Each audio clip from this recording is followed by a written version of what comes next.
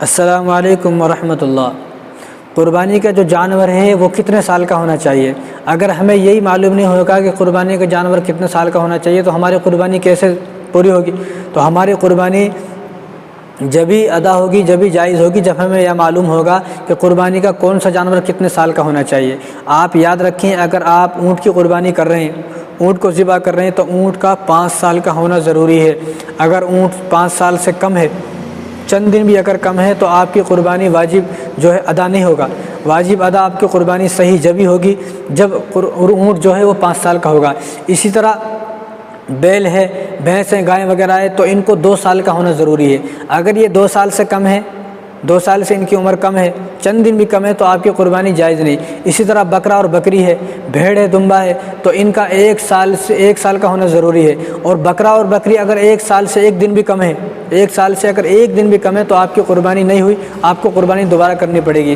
تو اسی طرح بھیڑ ہے، دمبا ہے، تو اگر یہ بھیڑ دمبا 6 مہینے کے ہیں، 7 مہینے کے ہیں، 8 کے ہیں، 9 کے، 10 کے، جتنے بھی کے بھی ہیں، 6 مہینے سے اوپر کے ہیں، اگر ان بھیڑ یا دمبے کو 1 سال کے جانوروں میں چھوڑا جائے، یعنی جو بکرا بکری 1 سال کے ہیں ان میں چھوڑا جائے، اور ان کو دیکھا جائے کہ وہ ان کے برابر ہیں، یعنی یہ بھیڑ دمبا 6 مہینے کے یا 7 مہینے کے، 8 مہینے کے، ان کے برابر ہیں، یعنی جو 1 سال کے جانور ہیں ان کے برابر موٹے تندرست ہیں، فربا ہیں، خوب موٹے ہیں، اور ان 1 سال کے جانوروں کے برابر لگتے ہیں، تو بھیڑ اور دمبا جو ہے 6 سال کی بھی قربانی ہو سکتی ہے، یعنی 6 مہینے کی بھی قربانی ہو سکتی ہے۔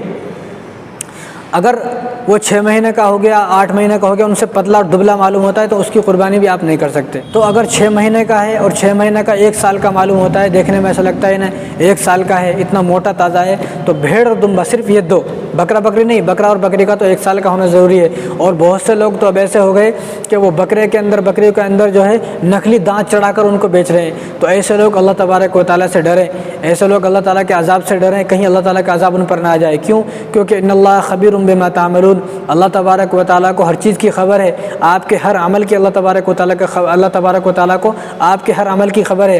آپ اس طرح دھوکہ دھڑی سے کسی بھی جانور کو بیچ کر، یعنی 6 مہینے کے، 8 مہینے کے جانور کو 1 سال کا بتا کر آپ بیچ رہے ہیں، نقلی دانت چڑھا کر آپ بیچیں گے، تو آپ کا اپنا ایمان بھی خراب ہو رہا ہے، ان کی قربانی بھی خراب ہو رہی ہے، اور ان کی قربانی کا وبال اور آپ کا ایمان کا وبال آپ پر ہی پڑے گا۔ ایسا نہ ہو کہ اس طرح دھوکے سے آپ کا جو خاتمہ وہ ایمان پر نہ ہو بلکہ کفر پر ہو۔ تو اس طرح جو آدمی دھوکہ دے کر کما رہے ہیں، فراڈ سے کما رہے ہیں، وہ اللہ تبارک و تعالیٰ سے ڈریں۔ اور جو لوگ خرید رہے ہیں ان کو معلوم ہونا چاہیے، ان علامات کو ذہن میں رکھتے ہوئے خریدیں، یعنی جو جانوروں کے تجربہ کار ہیں ان سے ملے، علماؤں سے ملے، ان سے پوچھیں کہ بھئی ان کی کیا علامات ہے، تو ان تمام علامات کو ذہن میں رکھتے ہوئے آپ جانور خریدیں۔ یعنی 5 سال کے اونٹ جو ہے اس کی کیا علامات ہے، 2 سال کی بھینس ہے، گائے ہے، بیل ہے، تو ان کی کیا علامات ہے، 1 سال کا بکرا بکرے ہے تو ان کی کیا علامات ہے۔ یعنی کوئی آدمی کہتا رہے 1 سال کے ہیں، 2 سال کے، 5 سال کے، کسی کے کہنے سے یقین نہیں، بلکہ ان کی علامات کا اپنے ذہن کے اندر ہونا ضروری ہے کہ ان کی کیا علامات ہے۔ ان علامات کو دیکھتے ہوئے آپ جانوروں کو خریدیں، پھر قربانی کریں گے تو آپ کی قربانی بھی ہوگی۔ یعنی کوئی آدمی 10 مہینے کے بکرے کو 1 سال کا بتا کر آپ کو بیچ دے، آپ اس کی قربانی کریں تو اس کا ایمان تو ہے ہی خراب، اس کا ایمان تو، لیکن آپ کی قربانی بھی نہیں ہوگی۔ اس طرح ان کی عمروں کا ذہن میں رہنا ضروری ہے، اور جانور جو بھی خریدے عمروں کو ذہن میں رکھتے ہوئے خریدے۔ عمریں اگر ذہن میں ہوں گی تو ہماری قربانی جو ہے قبول ہوگی۔ اللہ تعالی ہم سب کو عمل کرنے کی توفیق